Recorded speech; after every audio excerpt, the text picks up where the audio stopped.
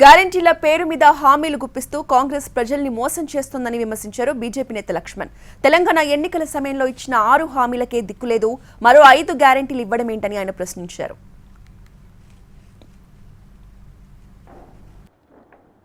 గ్యారెంటీల పేరు మీద హామీలు గుప్పిస్తూ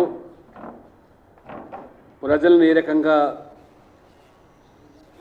మోసం చేస్తున్నదో, దగా చేస్తున్నదో నిన్న కాంగ్రెస్ పార్టీ రాహుల్ గాంధీ సమక్షంలో పంచ న్యాయాల పేరు మీద కాంగ్రెస్ పార్టీ ప్రజలను వంచేదానికి మరొకసారి వారు తెరలేపారు. 6 గ్యారెంటీలకే దిక్కు లేదు.